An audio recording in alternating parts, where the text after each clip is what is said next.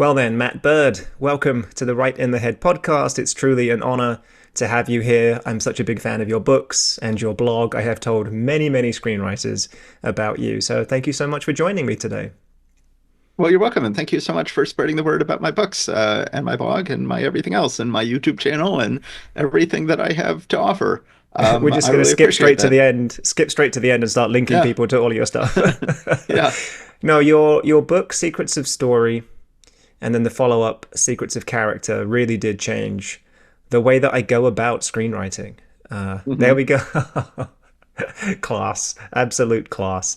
No, they Yes. really did change the way I go about screenwriting. So I am very excited about this conversation, and we are going to dive in today one specific area that you have, I would say, come up with your own theory around this. Is that too Hmm. much? Is that a stretch, or would you claim that? Would you own this is the Matt Bird theory?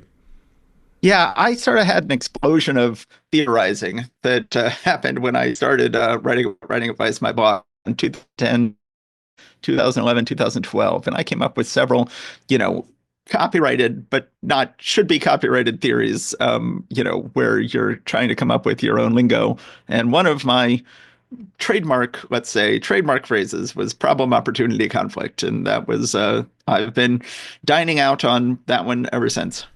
Yeah, and it's kind of a replacement, maybe the wrong word, but it's another way of looking at the inciting incident. So Yes. very exciting for me because the inciting incident has always been a bit rocky for me. I understand it. And by the way, this is coming from the perspective of somebody who's fairly new in the game, been writing for about 3 years, certainly not expert level, Mhm. so still exploring these different ways of looking at things. What was it that made you focus? Let me ask this a different way. Did you think of inciting incident as problematic, therefore we need something new, or did this just come to you organically as you were looking at screenwriting as a whole? Well, I would like to hope both. But yeah, no, I definitely thought the inciting incident was problematic. I always thought it was problematic. I was always like, because frequently, you get people who cite the same movie over and over again, and when they're doing screenwriting guru work, and the reason they're citing the same movie over and over again is that's the only movie that really fits this paradigm. So people would always cite Jaws, like, oh, an inciting incident, like in Jaws. And then they would talk about the inciting incident, like, oh, your hero is leading a perfect, normal, contented life. And then one day a big problem lands on their head. And suddenly they have to deal with this problem. And then they spend the whole movie trying to deal with this one problem that landed on their head on page 5 and get back to zero. Mm, They went from zero to hero, and their goal is to get back from hero to zero, and then the movie's over. And right. I'm like, I'm like, I just never bought that. I never accepted that this paradigm of the inciting incident because I'm like, usually there's something already going on. Like the hero is not trying to get back to zero. The hero is trying to, get beyond zero. And the hero is someone who had a problem at the beginning of the movie. They had a long-standing personal problem. And this, this is almost always the case where the hero is very much not trying, the hero is trying to resolve, the beginning of the movie is not that a problem shows up. The beginning of the movie is the moment that a problem becomes undeniable, that the internal flaw leading to, the hero has an internal flaw. This internal flaw is manifesting itself in a long-standing personal problem that the hero perceives to be external. The hero perceives like, oh, I've got this external problem. No one will date me. Oh, it's so annoying. And they can't see it's because of their internal flaw. And at the beginning of the movie, they're finally told, like, look, I'm not going to date you. No one is ever going to date you. None of us like you. You're never going to have a girlfriend. Goodbye. And then now their longstanding personal problem has come to a head. Now they realize, things have reached the crisis point. Then they get an intimidating opportunity. Woman who is a spy suddenly lands in his lap and says, "You have to pretend to be my boyfriend, or else those people over there are going to kill me." Now, Right. an intimidating opportunity has landed Right. in his lap, but soon Yeah. there is a problem. There is a external. I mean, there is problem, opportunity, conflict. There is an unexpected conflict, which is that those people do indeed try to kill him, or he realizes that if he successfully wins over this lady spy who has just landed in his lap, that then she is supposed to then he's helping so that she can marry her fiance, who she is then supposed to be engaged to. There are these problems that come up.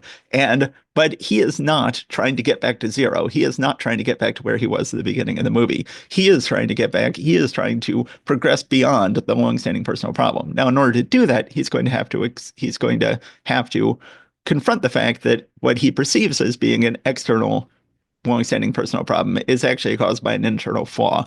And he's got to admit that he was undateable and it was because of something he can change about himself, and that now he's not going to need this spy. Now maybe he's going to need, the girl next door who he is, I don't know, I'm writing the world's worst movie here. This is I was about to say, I think I've seen this movie that you're now citing. I think I've seen this. It's every action rom-com I've ever seen. Yeah. I think I'm going to get rich here today. I think that I am creating $1 million idea in real time. You heard it here first, guys. Right in the Head podcast. We're breaking news right now. Matt Bird creates new script live on the podcast. Live on the podcast. It's but you asked me to come up with all these great examples of what I was going to talk about today, and I came up with all these great examples from the history of film, and instead I'm just winging it. So that's what I'm doing. Let's maybe talk about that if you have some to hand, because I do think, like you said, yes, there are some movies where there is a classic inciting incident and people go to those movies very often, but there are a lot of movies where, since reading your book, I've seen problem, opportunity, conflict. Give me some movies where that is just abundantly clear that it fits that model better than the standard inciting incident model, because I think that would help to cement what this means in the minds of the listeners, and for myself, because I'm still learning as well. We interrupt this conversation with the wonderful Matt Bird to say, hey, if you're enjoying the episode, please do go ahead and subscribe to the channel. Also, leave us a comment on this video asking any questions you might have about Matt's theory of problem, opportunity, conflict, or anything else you want to ask Matt. We will answer every single comment that we get. All right, back to the chat. Well, I always go back to Silence of the Lambs as, one of the all-time perfect movies. I realize it's a problematic movie to talk about because it's very transphobic, and, I'm very sensitive to that. But it's, an extremely well-written movie if you can overlook that one glaring problem it has. And, this is a movie where, she has a long-standing personal problem. She is disrespected at work. She is, they're one of the first things they do is she's trying to, peek into the office where they're discussing the serial killer, and they shut the door on her. We see her get in the elevator and she's sure that everyone else there. We see that, the first thing we see her do is she's on the ropes course. They've got these signs. I forget what the signs say, like suffer and love it or something like that. And she's suffering and loving it.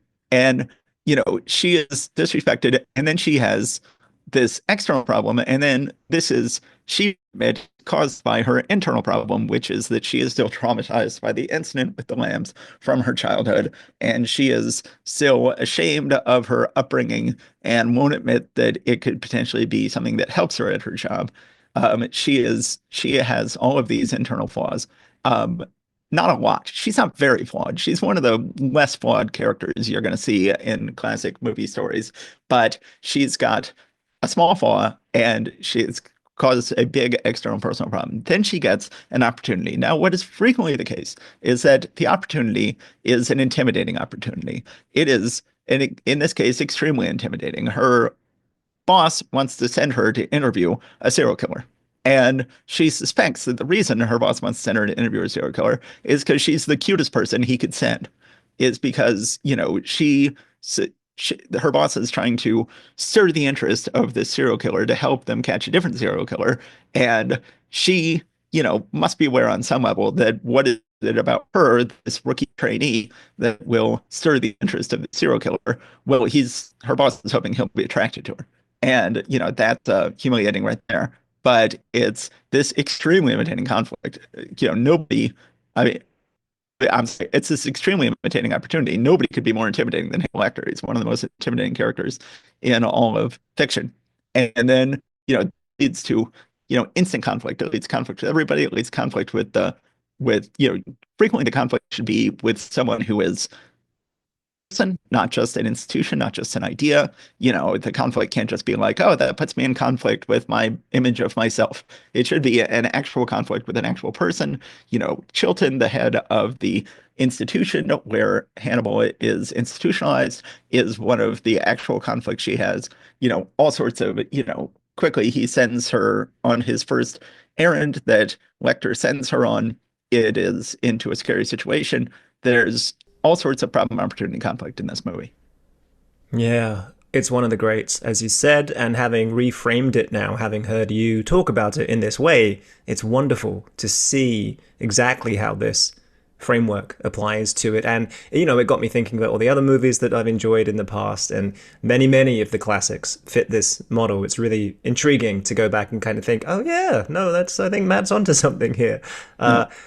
Something I've noticed since sort of taking on this approach is that my at least the protagonist in the scripts that I'm reading or writing, sorry, if not other characters as well, have become more three-dimensional, more interesting, because I'm writing that protagonist with this question in mind. What was the existing social issue that is being ignored and is now coming to a head when we join Act 1? It's a really interesting question. How was that on your mind when you came up with this kind of character development, or do you think that's more of a byproduct of going about it in this way? Oh no, that was definitely huge. I was starting out as a screenwriter with this sort of zero to hero idea in mind that, we start off with a hero who's, got no special skills and nothing going on. And then suddenly, they have to rise to this occasion and go from zero to hero. And I was quickly finding out that I was writing terrible scripts, that just wasn't working. And that I needed to, start off with heroes who had a lot more going on. The other thing about Silence of the Lambs I'll add is just that, it's about volatility. This is a volatile woman who is being sent to interview this very volatile serial killer, but only this serial killer could have ever helped her with her problem, and only she could have ever gotten him to help with the Bill case. You happen to have these two characters who had a lot of pent-up energy, and they each meet the character who only that character could have gotten them to talk. But in terms of what you're saying, oh, and then let me also add, in regards to what we talked about before, even Jaws, I did that, the worst thing you ever want to be is you want to be a story guru who's like, every single story fits my model. And then that's where gurus suck. Gurus suck when they're like, no, no, no, here, let me bend and twist everything in the world to fit my model. But from Opportunity and Conflict, I've never found a movie that doesn't fit that. And, even Jaws. So even Jaws, the ultimate example of inciting incident, where it's like, up, town's happy, then there's a shark, town's unhappy, kill the shark, town's happy again. Brody has a lot going on. He doesn't have a ton going on, but he's got a fair amount going on at the beginning. He is disrespected by his community, and he has, this big secret that he's afraid of the water, and he's now in charge of a beach town. And we get scene after scene at the beginning showing he's disrespected by his community and by his deputies and by his wife, and that everybody is, nobody trusts him to be the best sheriff this beach town could have. And then he gets a very intimidating opportunity because suddenly there is a shark out in the water where he is afraid to go. That makes it very, it makes it very intimidating. The other thing, and this sort of brings me around to the actual question you just asked, which I've been ignoring, is that this is that the intimidating opportunity is frequently the worst thing that could happen to the hero. The like, Richard Kimball in The Fugitive is in a bus that gets hit by a train. Like, that's a bad thing. Like, that's not something anybody was wishing for. Like, the shark attacking in Jaws is not, he's not like, oh, I want something to solve my problem. I hope that a shark attacks and kills a teenage girl. He's not, this is seemingly the worst thing that can happen to them. I talk a lot in my books about how irony is the heart of all meaning, how you need to be constantly wringing all of these ironies out of your story. And I've got an excellent video on the Secrets of Story YouTube channel about irony, but where I go through the 14 types of irony you can find in the movie Milan. But the central irony of any story, the core irony, is that the worst thing that could happen to the hero turns out to be the best thing that could happen to him. And that is the heart of every story, is that, suddenly, I we, uh, you know, we are trying to be jazz musicians. Suddenly, run across the St. Valentine's Day massacre, and we have to flee for our lives. Well, that's the best thing that could happen to us. We both find love and happiness and honor and acceptance. If again, we're getting to transition here. Um, if you think that Jack Lemmon can find love in Some Like It Hot, they both find themselves in excellent situations as a result uh, of you know seeing this massacre in Some Like It Hot. There's in almost every story that this turns out to be this horribly intimidating thing turns out to be the best thing that could happen to the hero. And I think that's how you multiply the meaning of your story. Every type of irony multiplies the meaning of your story. Well, that's the central irony of your story. Yeah. Yeah. I love that sort of, again, that reframing of Jaws, Brody having this fear of the water that a lot of people probably don't think about when it comes to the quote unquote inciting incident.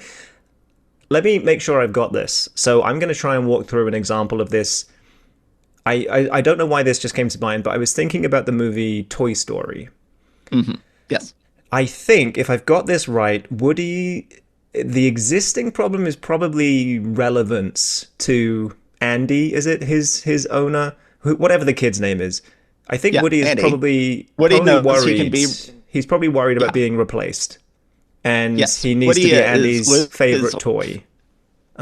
Woody lives his life in fear of being replaced, and he's got Yes. this internal flaw in that he's addicted to power. He's addicted to the power he has over the other toys. Right. And that is, yes, So the go worst on. thing that could possibly happen would be the arrival of a new toy, which is Buzz Lightyear. However, I think with that then comes an opportunity because he needs to go on this adventure to essentially rescue Buzz. Although that's ultimately it's a rescue, but I think to start with maybe it's just trying to get him not to blow their cover because Buzz thinks he's a real what's the name, Space Raider. I don't know what it's called now. No. I've forgotten, but. Yeah, walk me through that part of it. What's the opportunity there for Woody? Just to make sure I fully understand the opportunity part as it pertains to Toy Story. He has to, he has to overcome his flaw. He has to, you know, become a better leader to these toys who is not, lording it over them, not addicted to his power over them. He, you know, endures his ultimate nightmare at the beginning. He is seemingly replaced by Andy. He is, falls off the bed and Andy doesn't even notice. Buzz is now in his prime spot. Uh, this puts him in a terrible position. He tries to solve that by, creating an accident that will result in Buzz getting lost and him returning to Andy's good graces. That ends up being this supposedly solves Buzz's problem, but it actually turns out to be the worst thing that could happen to him because then the other toys realize what he's done. They realize he's betrayed. I'm sorry. Let me go back. I meant to say Woody. This is Woody knocks Buzz. Woody results in Buzz getting lost. And then Woody thinks that he has now solved his problem, but it turns out to be the worst thing that can happen to Woody because then the other toys now suddenly realize, oh, you've been lording it over us. We've been trusting you. We shouldn't have. Now look what you've done to Buzz. And everybody now turns on him and he loses all of his power, which he realizes now is the thing. His respect by the other toys was something that was worth even more to him than his respect by Andy. And now he's lost it. And now he has to somehow get both. He has to win back respect of the other toys, rescuing Buzz, and then he has to, I mean, it's tricky because Andy never knows that Woody exists. Like Andy never knows that Woody has any intelligence or agency. Right. It's hard to Right. win back Andy's respect, but he does. He has to at least get himself back into Andy's point of view. But it's interesting because Woody really in this movie ends up on a completely different journey than the one he thought he was on at the beginning. He thought it was about winning Andy's love, and he does sort of indirectly win Andy's love, but it was really about winning the love of Buzz and the other toys and in the community, but this time actually earning it in a way he never earned it before. And that Right. becomes what his journey is. Yes, in the end, he is back in Andy's good graces, but that's no longer what's most important to him. And so that doesn't really matter anymore. The respect of everyone else is what really matters to him now. So it's a really complex screenplay. Yeah. disguised as a kids movie. Yes. So there's that wonderful question about Toy Story, which is kind of described as a plot hole. I don't know if you've heard this. Let me know what you think of it. If Buzz is so convinced that he's real, why does he still freeze whenever there's humans around? I don't think he has any choice. I think it's inherent in his DNA. You think Inherent. it's I don't a think toy he. DNA thing? Just Well, freeze when I guess, humans come around? but the problem is with Sid at the end that we find out that they don't Yeah, have to freeze when humans are around because they all finally that's attack true. Sid at the That's end. true. So I guess it's not in his DNA. I guess that I mean I think that they have it takes a lot of willpower for them to move when humans are around. I think they have to overcome their programming, and Buzz Right, doesn't have the ability to overcome his programming. That's right. uh, that's my that's There my you very go. loosey-goosey I like it. It defense of this works. plot hole. It Yes. works. It works. So, how does this connect with theme? And I want to phrase this in a way. So, one of the other books on screenwriting that I've enjoyed, I think it's called Character Arcs or Creating Character Arcs. And they talk Hmm. about this protagonist going on a journey from believing a lie or not seeing a truth through to seeing a truth. And that truth that they learn is typically described as the thematic question or the thematic journey of the movie. If the movie's trying to make a point or at least pose a philosophical question, that's the journey that the protagonist goes on. It feels like this connects to that, but I'm not quite seeing exactly how there's interplay. Do you see what I mean? Like, is the Yes. truth he needs to see related to the sort of social issue that he has in the beginning of the story, or is it more about the inner thing that he doesn't see yet? How do those two pair up? Well, for me, theme is all about irony. For me, I always talk about how theme should never be good versus evil. It should never be a movie about choosing between good and evil, and in the end, you choose good and evil is defeated. It should always be a movie about good versus good or evil versus evil. Choosing between two goods or choosing between two evils. That's meaningful. That's a meaningful story. And that that that's ironic. It is ironic if you have to choose between two goods. It's ironic if you have to choose between two evils. It's unironic if you're choosing between good and evil.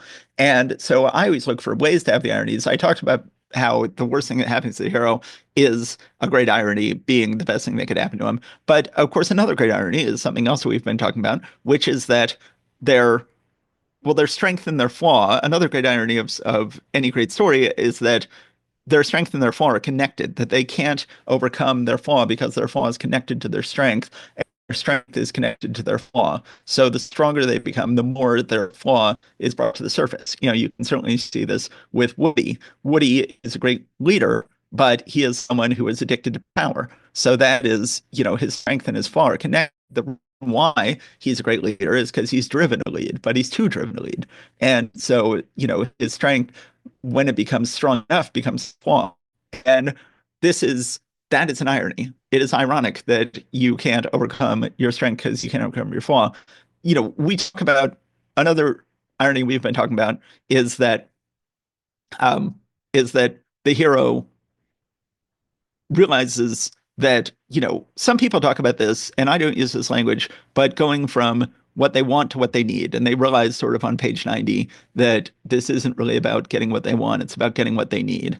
And your needs and your wants being in conflict is also ironic. And that's a huge part of theme, is that realizing that, that your original goal was the exact opposite of what you wanted, or you achieve your goal. Sometimes characters achieve their goal on page 60 and then they realize, oh, now that I've got it, I realize this was the worst thing I could have gotten. This is the worst thing I could have wanted.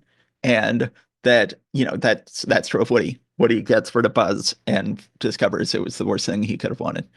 And it, that is ironic as well. And all of this feeds into theme. The more ironies you have, the more you have a divide between good versus good and evil versus evil, the stronger your theme is going to be, the more meaningful your story is going to be. Without, then, and then end, instead of having your story wrap up with a moral in which the hero learns what it's all about and learns what the meaning of the story is, then in a great story, the theme is there, whether or not your hero realizes it at the end or not, whether or not your hero, rises above or is, sort of and falls. I mean, how does the brutalist even end? Like, the brutalist is like, what is the ending of the brutalist? Like the brutalist, you could turn that movie off at any point and it would, feel as much of an ending as the actual ending of the brutalist is. But the whole movie is the theme. The whole movie is filled with meaning because it's a great movie. It's a great story. But like most great stories, it's not about the ending. It's not about, oh, and then, he learned the one thing that, solved the whole issue for him and resolved his problem. His problem is never resolved. His problem will never be resolved. And, the in so many great movies, I mean, look at the ending of Whiplash. Whiplash, where Whiplash ends, Damon Chazelle was put in this position of going like, where I end this movie will answer the question of, is it worth it? Is this abusive treatment, this abusive jazz drumming instruction worth it because it's going to make me great? Or is it not worth it because it's going to destroy my life or make me someone who is successful but a terrible person? And then the whole movie comes down to this concert in which he and the abusive instructor are finally vibing on each other and they're pushing each other further and further and further. But you get the feeling the instructor is pushing him too far and he may snap and break, and this could turn out to be the worst concert. And then the movie just ends. And you never find out which is which. You never find out if it's worth it or not. You're left with this feeling at the end of that movie of like, wait a second, was it worth it? Was it worth being pushed so hard or was it not worth Right. it? And you'll Right. never know because the movie would have sucked if they had determined once and for all if it was worth it Right. or not. Right. Yeah. If they It's tied a bow around it at the end, clear meaning, it would have seriously detracted from that movie, for sure. yeah, yeah. Yeah. Yeah. Something I'm curious about. So I think the appeal of the inciting incident is that it happens very clearly towards page 15 to 20, sometimes earlier, but it triggers the journey into the new world, the second act, however you want to phrase this. Where does this fit with problem, opportunity, conflict? Is that more spread out over the acts? Because the conflict obviously keeps escalating. Problem and opportunity seem to be roughly act one going into act two, if we're using traditional structure. How does it then impact, I guess is what I'm asking. Let's use the 4-act structure. Act 2A, 2B, and 3. Is there a knock-on effect where if you set things up in this particular way, it then impacts the following acts in a specific way? Or do you not think that far ahead and this is just a good way to set up the protagonist and the adventure to come?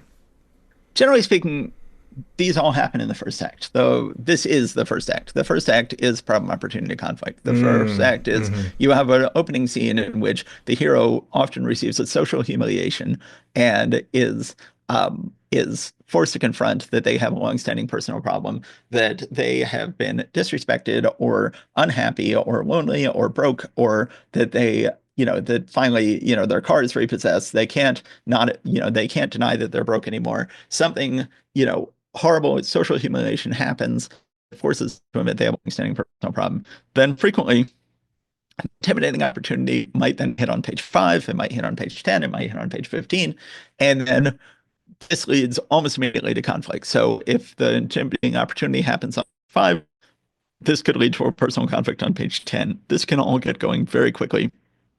Look at a movie like Witness, where, Witness begins with plot. It doesn't begin with character. It begins with, there are these Amish people in 30th Street Station, train station in Philadelphia, and the Amish boy witnesses a murder. Then we have, sort of more plot where the cop is called in and is dealing with the Amish people and witnesses and is already sort of suspecting there may be cops involved in the murder, has the Amish witness and her son, or has Thomas witness as the boy and has him and his mother stay with his sister overnight. Well, the next day, he then goes and picks her up and is sort of being gruff and dismissive towards this Amish woman, and the Amish woman's like, by the way, your sister told me all about you. Here's what she told me. And she gives the most withering summary of who John Book is in his life. And it's like, and it's even more withering because like this is in a work situation where the witness is telling you this and it's coming from your sister, which makes it so humiliating that this is, your sister talking about everything that's wrong with you. And Right. John Book now realizes as a result, so this is late. I'm telling you this because this is an example of something that's late. This is like page 15 point that Mm. this is like the latest you can have the social humiliation that reveals the longstanding personal problem. And then because we've had to get a lot of plot out of the way first, and then he's in this bad situation, and then he gets the ultimate intimidating opportunity. He gets shot. And then he is trying to protect this witness and her son, and he gets shot. And then he is given the ultimate intimidating opportunity. He has to then retreat with them to the Amish community to regroup and recover. And then he has an unforeseen conflict when it turns out that there is a man who wants to marry this witness and is not happy to have him there and will be the major antagonist. There will be the external antagonists, which are the crooked cops, and then there will be the closer antagonist to him, which is the Amish, the other Amishmen. And this is, so that's a movie. That's an example of a movie with late problem, opportunity, and conflict. There's plenty of examples of movies where the problem, opportunity, conflict happens almost right away. Certainly Silence of the Lambs, it happens much earlier. Yeah, do you know the movie that really impresses me with how quickly it gets to this? This is a strange movie to cite for this, but a very silly movie, Dodgeball. I've never seen Dodgeball. Okay, well, within 7 minutes, you've met the protagonist, all of the supporting players, you've established the problem, his long-standing social problem that he's lazy, doesn't have goals in life. You've introduced the antagonist in the form of White Goodman, the guy that owns the gym that's going to buy out his gym. They need $50,000 or their gym's going under, and they've discovered a dodgeball tournament that pays $50,000. I think all of this happens in the first 7 to 12 minutes. It is just like, okay, cool. I guess that was Act One then. On we go. Yep. And how long is the whole movie? The movie is probably about 100 minutes, I'd imagine. Hour and a It's half. Yeah. yeah. Yeah.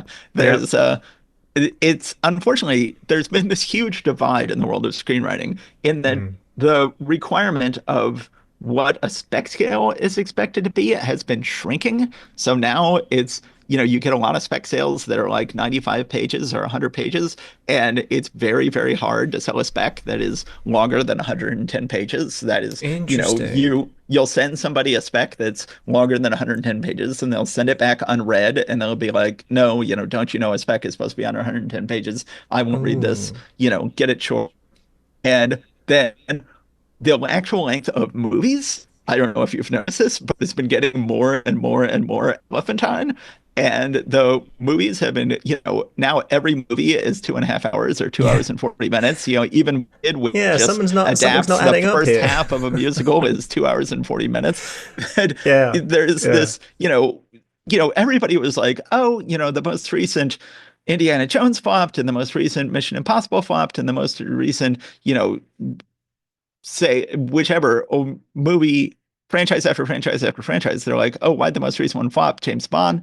And they're like, oh, is it because of this? Is it because of this? And I'm like, well, the most recent Indiana Jones movie was the first Indiana Jones movie to be longer than 2.5 hours. The most recent Mission Impossible movie was the first Mission Impossible movie to be longer than 2.5 hours. It was the first James Bond movie to be longer than 2.5 hours.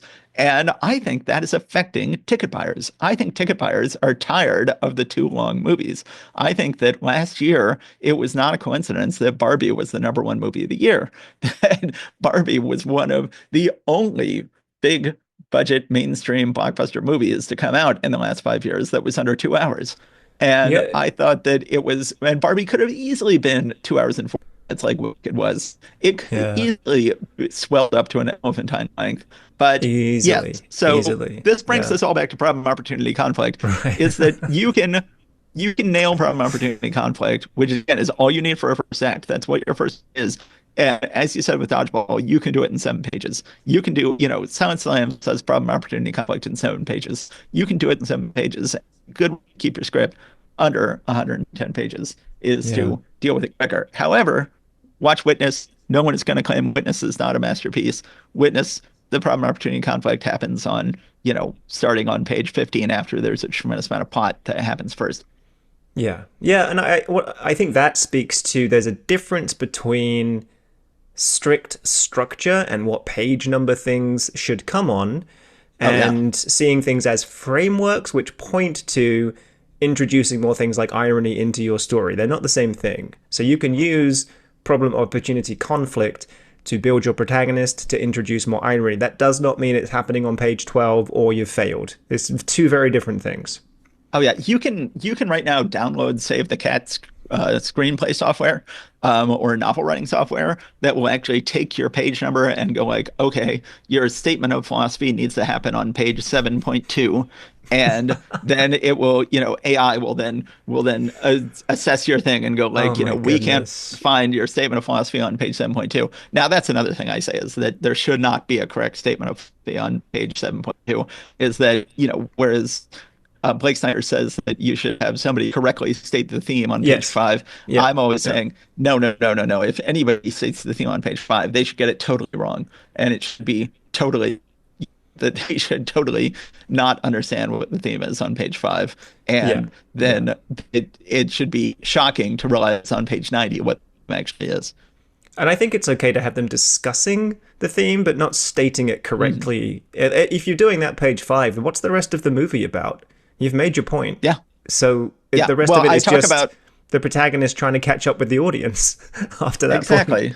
I talk about in Chinatown how they had a scene on page 5 in which the hero correctly stated the theme, and then they realized, oh, we'd better cut this. We'd better Mm. cut it out, and now it's a deleted scene. And if you watch the movie, you can tell there's a deleted scene because the Jake Gittes is talking to the tuna fisherman in his office, and then it cuts to outside of the office as they're leaving. But what they're saying doesn't make any sense. It's like, well, the only reason I was saying that is because it's like, wait, the only reason you were saying what? Well, there was a whole bit in between, being in the office and leaving the office where Jake Gittes stated the theme of the whole movie and says, you think, because he tells the tuna fisherman his wife is cheating on him, and the tuna fisherman says, I'm going to kill her. And Jake Gittes originally had a whole thing about how, like, you think anybody can kill anybody in this town? You got to be rich, and rich people can get away with anything. Rich people can kill anybody they want to kill, but a tuna fisherman like yourself can't get away with killing anybody. That's the reality of LA. And it was a correct statement of theme, and so they had to cut it, and they very wisely cut it. It would ruin the movie. Because this is a movie about Jake Gittes realizing that the rich can get away with anything. Doesn't know at the beginning of Right. the movie. He should not know that. Yeah. Yeah. So I want to make sure that this is practical content for the listeners as much as possible and for myself. So let's just Yes. say somebody is now sitting down to write their next screenplay. How do they go about implementing this? Do they start by imagining a protagonist with an existing problem?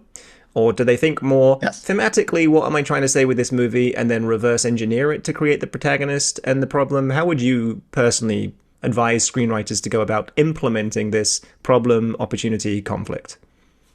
Well, let me just say, you can do it. It can work anyway. You can start with the theme. You can start with, an ending in mind. You can start with the beginning and you have no idea how it's going to end. You can start with character. You can start with plot. You can start with hook. You can start with anything you want to start with. But at certain point, you have to get to character as soon as possible. You don't start writing without any idea of who the character is. That you can start writing without really understanding what the plot's going to be. You can start with the character and then have the character discover the plot and have you discover the plot through the character and you be as shocked as he is. But it's very hard to start with plot. I mean, you could say that a movie like Witness is at the beginning a plot-driven movie, and it's entirely conceivable that Harrison Ford originally went through the movie as a somewhat generic character, and then they went back and they did a character pass. And they said, okay, now let me, it's impossible that when they first wrote the screenplay, they didn't have this great idea of the witness hearing a mouthful about John Book from his sister, and then the next day humiliating him and telling him, here's what your sister said about you. It's possible that that scene wasn't in the first draft. Because I've certainly turned in scripts to people I was selling them to, who then said, okay, now do a character draft and give every character a better introduction. I talk about this in my book about how, I was writing a TV show about the CIA for HBO and not directly for, I don't want to overstate my deal. It was, it was working with an agent at CAA who had a first look deal with HBO, and he was developing this pilot for me. And we were working on it, and I wrote it and it was more focused on plot. And then he said, now you need to do a character pass. And I realized, oh my God, they didn't teach me this at Columbia. This is something where, because he said, I don't think we have time to tell the whole story from the book, but he said to me, look at the introduction of George Clooney in ER. You need to be able to write something as good as that. And I came to this horrible realization of like, the last thing I ever would have been told at Columbia is you need to write something as good as ER. We were supposed to be writing stuff that's better than ER. We were supposed to be writing, HBO shows. We weren't supposed to be writing network shows. And, and then realizing like, oh, this is really great. Like the introduction of George Clooney in ER is really great. And I can't do that. I'm not as good enough to write network TV. I thought I was too good to write network TV. And then I had to teach myself how to write great character introductions. And that was a case where we were doing it in the second draft. We had already written the first draft, and then we were adding great character introductions second draft. So it can happen. You can focus less on character at the beginning. I would say your first draft should be a character draft, and your second draft a plot draft. Other people say, no, your first draft can be a plot draft, your second draft a character draft. But so I don't want to tell anybody they're doing it wrong, because it can be done either way. I do like somebody that caveats and then caveats their caveats and hedges everything they say. I just think it shows such honesty and humility, because there's a lot of, is the word autodidactic? There's a lot of teaching that goes on in this space, as in you should do it this way. And to your point, this should be on page 5. This should be on page 12. And I think it's always good to see people say, well, you know what, there's not a right and a wrong way, but here's maybe what's worked for me. Give this a try, see how this works for you. And you've alluded to certain things there, like character draft, very important. But without coming down on that hard stance, like this is how this needs to be implemented. And this is coming from the man who created this theory. So I love to see it. I really do. Any kind of warnings about using this? Do you see writers getting it wrong in certain ways, getting confused about your terminology, implementing it in a way that backfires, just to give people kind of that final try this at your own risk kind of feeling? Well, I talk about in my second book about how I get letters of people who are going through my checklist, because in my first book, I've got a checklist of 122 questions you can ask about your story. Oh, I've used it. I've used it many times, Matt. And I will get letters from people who are working their way through, who read my book and they're like, oh my God, I read your book and now I'm tearing apart my story and I'm rewriting it and I'm going through the checklist, but I can't answer question number 61 on the checklist. I can't come up with an answer for question 61 on the checklist. So I am writing you, Matt. I am sending you an email to ask if you can give me a special papal dispensation to not do question 61. Can I get a pass on question 61? Right. Will that ruin my story? Can you write me a letter to Hollywood explaining why this doesn't? Yes. Well, I have to do question 61, and I get these things, and I'm like, no, do not, nobody. I have analyzed some movies, and none of them answer yes to every question on the checklist. Ironically, the movie that answered yes to the most questions on the checklist was Star Wars. Sense, because Star Wars is sort of the ultimate neoclassical Hollywood story, but yeah, and there are a lot of great movies. Oh my God, The Shining is demolished by my checklist. The Shining is does answers no to half the questions on my checklist, and it's a great movie. It's a perfect movie.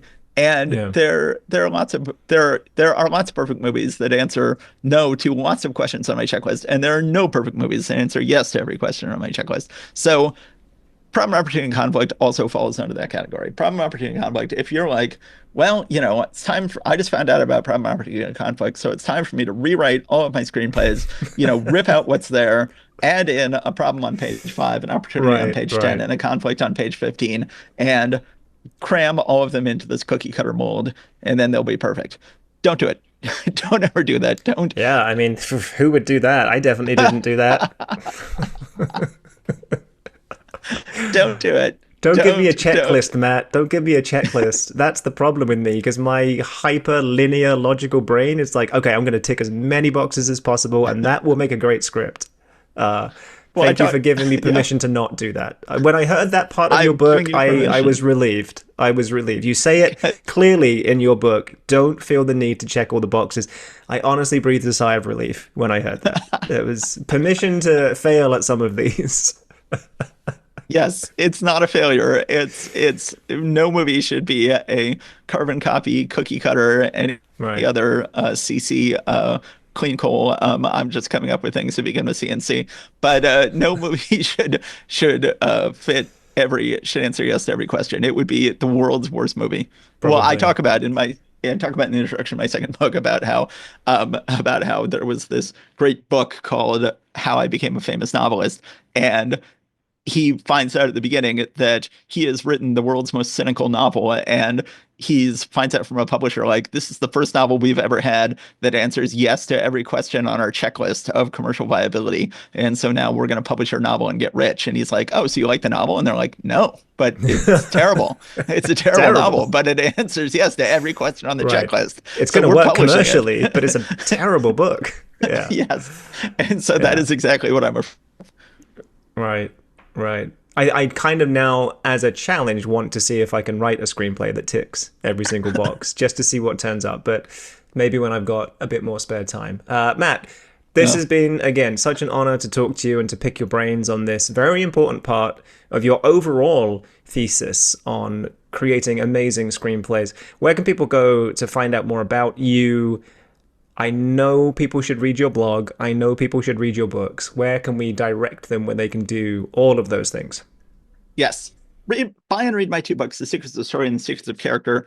Go to my blog, thesecretsofstory.com, which has been going for 15 years and has tons of valuable content. Go to the Secrets of Story YouTube channel and watch 8 videos I've made about my advice. Listen to the Secrets of Story podcast, which has been going for 50 episodes and has all sorts of great stuff about it. And if you just decide you like me and you want to hear me talk, then listen to my other podcast, Marvel Reread Club, which is about the history of Marvel Comics. And I do that with my brother, and we have a tremendous amount of fun.